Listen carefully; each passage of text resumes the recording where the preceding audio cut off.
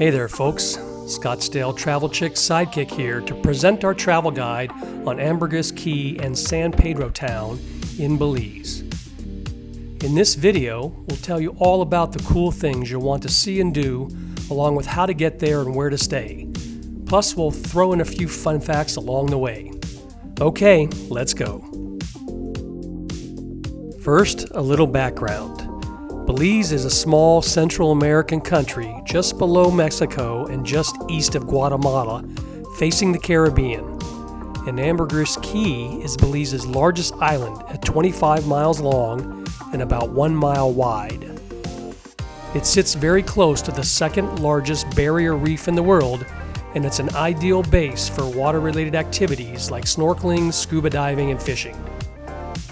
On land, Ambergris is lightly developed and only has one small town called San Pedro and a full-time population of only about 2,000 people. So believe it or not, most of the people you will see during your visit will very likely be tourists, just like you. How to get there? Well, there are no international flights directly to Ambergris Key, and there are only two ways to get there from the mainland. Either a short 20-minute flight or a slightly longer 90-minute boat ride. Flights cost about $70 to $100 each way, and boats are about $25 each way. There are two local airlines and two local ferry companies to choose from. We did a flight one way and a ferry the other, and we might also suggest you give this a try to experience both. Keep in mind that for the boats, you'll need a separate taxi ride to the ferry pier, and that will cost you about $30 US and take about 40 minutes. Just a pro tip on money in Belize. Belize uses the US dollar everywhere, but they also have their own Belize dollar, which is exactly and always 2 Belize dollars to 1 US dollar. Almost all menus and pricing you will see will be in Belize dollars, so be sure to divide by 2 to understand the US dollar price. Where to stay? Well, in terms of where to stay, you can group things into 3 main areas. The first is San Pedro Town. There are some nicer options here, but this area primarily focuses on the least expensive and smallest options in terms of lodging. But you'll be directly in the thick of things in terms of the most nightlife and dining options, and you won't necessarily have to rent a golf cart. One nicer choice in the area we'd recommend just on the edge of town would be Ramon's Village Resort. It's a beachfront place with little tree houses as the rooms. Then there's south of San Pedro Town. This area has a number of larger upscale lodging options, including both Marriott and Hilton brand properties. In fact, we stayed at the Hilton Mahogany Bay Resort. And if you'd like to see a detailed review of that resort, please check out our dedicated hotel review just for it. Just search Scottsdale Travel Chick, Mahogany Bay Resort. Finally, there's an area north of San Pedro Town, and this tends to be more secluded, with lodging options more spread out, and many being smaller hotels and Airbnb choices.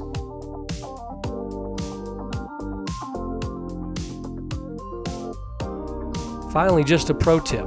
No matter where you stay on the island, almost everyone gets around by either bicycle or golf cart. Alright, here we are coming down kind of the main drag near the beach. As you can see, there's lots of golf carts. If you want to explore much beyond the downtown area of San Pedro, we'd recommend renting a golf cart. They can be had from many vendors around the airport and ferry dock and all over town for as low as $25 a day in the off-season. But typically, expect to spend around $40 a day for most times and shorter trips. Okay, with lodging and logistics out of the way, let's talk about the top things to see and do in Ambergris Key, along with some dining and nightlife choices. But before I get there, just a quick shout out that if you're enjoying this video, please give us a thumbs up and consider subscribing to our channel to receive more informative travel videos just like this one. It really helps. Okay, now for the primary attractions on and around Ambergris. probably no surprise, but most of the primary attractions center around water. First up, and the biggie here, is snorkeling and diving. As I mentioned, the second largest barrier reef in the world is just offshore, and snorkeling and diving excursions are the top thing to do in Ambergris Caye. There are a multitude of options to choose from, but I'll cover the top 3 most popular choices here. First up, Hol Chan Marine Park. Established in 1987, Hol Chan means small channel in Mayan, and it's the #1 attraction in Ambergris. You must hire a guide to go there, and excursions start from around $40 per person. Typically, you'll make 2 stops, with one being around coral, fish, and turtles, and the other being Shark Alley. Here's a quick overview of what we saw on our excursion. All right, where are we going this morning? So we're going to go out to, I think, Stingray and Shark Alley on the Hol Snorkel. Chan Reserve. Yep. Okay, good thing you said it, yes. And we're going to go in this catamaran right here. All right, let's go.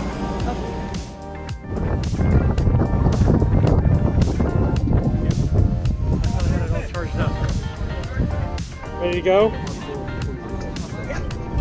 You're pink. Isn't that your favorite color? Yeah. In the seagrass area, we were lucky to see a couple of turtles up close and personal.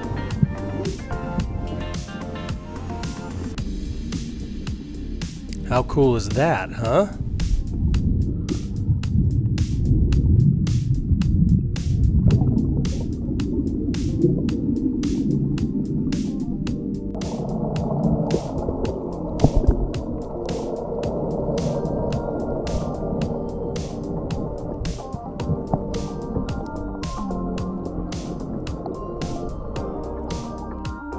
Then our guide explained how these sea biscuits turn into sand dollars.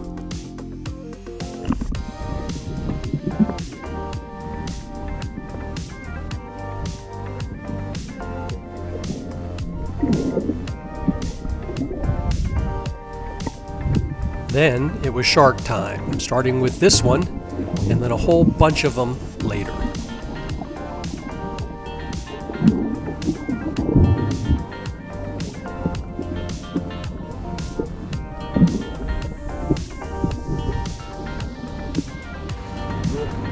I'm not afraid. These are just nurse sharks.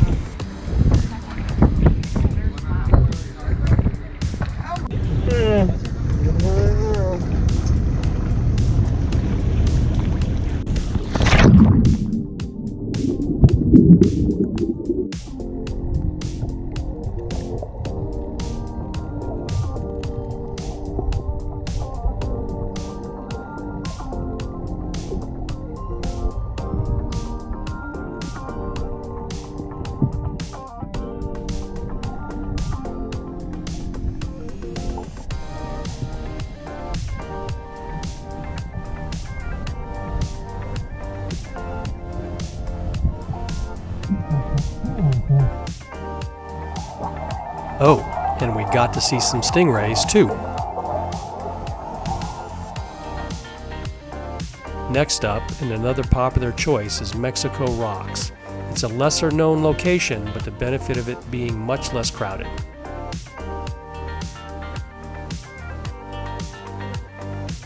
Finally, not for snorkeling, but definitely a top 10 in the world for scuba divers, is the Blue Hole. It's a beautiful vertical dive and underwater sinkhole within the Lighthouse Reef area. It's about a 1-hour boat ride away. If you're a scuba diver, this is a must. After snorkeling and diving, fishing is probably the next most popular activity, and there are many choices for half or full day outings and doing either reef fishing or deep sea fishing. Bonefish are a prime attraction here, as they are said to be pound for pound the strongest fighting fish in the world. Anyway, the choices are up to you. Again, check Viator or one of the many local vendors upon your arrival to the island. If you just want to get out in the water and relax, then maybe a sailing or sunset cruise is for you. Again, many choices to choose from, and the best sunsets are on the west side of the island.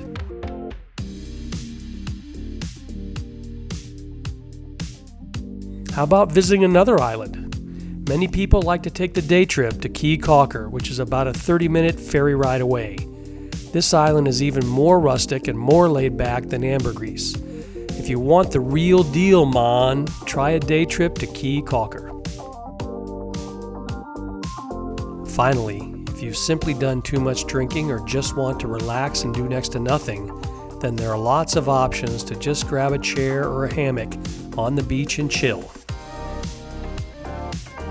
Pro tip, one of the best day trips here is to make your way out to Secret Beach on the northwest coast.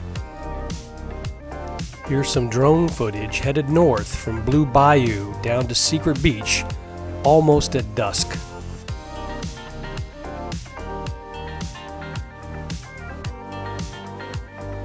It's a relatively long 1-hour golf cart ride to a really great beach scene. Here you can take in some dining on the water, maybe do some beer pong with your friends, or just simply take in a beautiful sunset.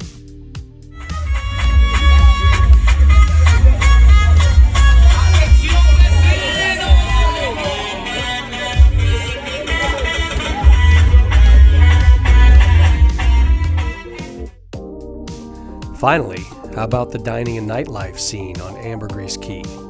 Well, the island's not that big, but you will find a wide variety of choices to choose from laid-back beach bars to hidden local favorites to upscale seafood restaurants and a few late-night places to party the night away. If you want to be in the thick of things, then San Pedro town is where you'll want to go. There are a multitude of options throughout the town, way too many to cover each here, but I'll just give you a few to get you thinking.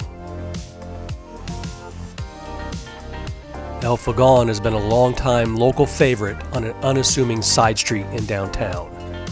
They're known for their local firewood-cooked meals. Elvie's Kitchen is also nearby and is another local's favorite. Plus, it claims to be the most famous restaurant on the island. Blue Water Grill is a classier beachfront place with great views. Wild Mangoes is another beachfront option with a little more bohemian feel compared to the Blue Water Grill.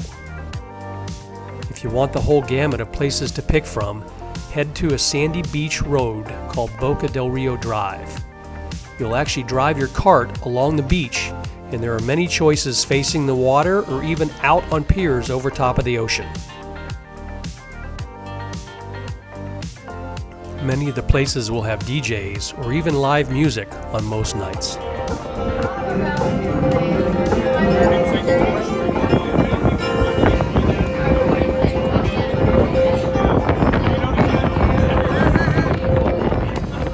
Finally, Jaguar's Temple fills out the list for the best late-night club on the island. Just walk or drive your cart around and you're bound to find something or someone interesting to take up your time. 3, 2, 1, cheese!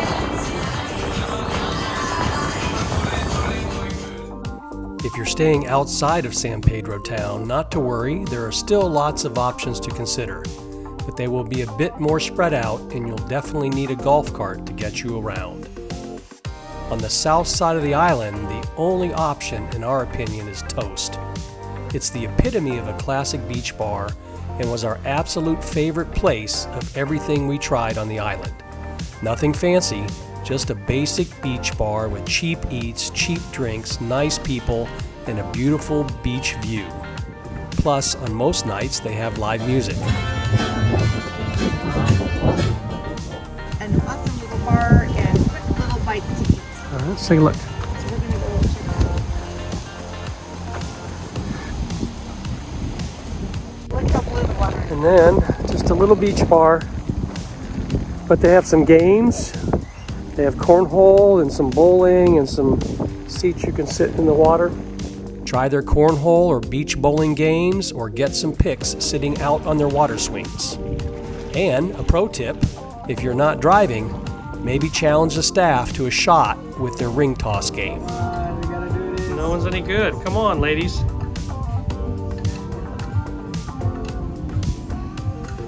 There's a winner. And it goes that way. 3 more and she drinks. On the north end of the island, there are again numerous choices, but the Truck Stop and Tipsy Lobster seem to be the in spots. Truck Stop is something unique in that you can experience multiple different dining options in a community setting. It's a pretty cool setup to explore, and they even have a boardwalk out to the back to eat out in the lagoon and watch the sunset.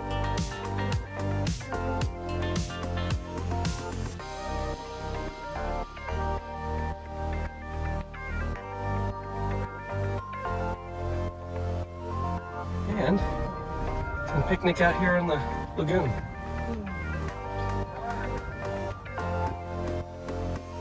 Tipsy Lobster is another choice nearby for an outdoor seafood grill in the sand. And don't forget, if you want to make the longer journey all the way out to Secret Beach and Blue Bayou, there are a number of really memorable choices out there. And our pro tip for that, stick around until sunset. Perhaps the best dining and nightlife recommendation we can give you is just to get out and explore. The people are nice, the weather is wonderful, and you're bound to find something special to add to your vacation memories. Well, there you have it, our visitor guide to Ambergris Key. We hope you enjoyed. Please let us know what you think in the comment section below, give us a thumbs up, and please consider following us for more informative travel videos just like this one. Next one up is San Ignacio, Belize, by the way. Until next time, see you later.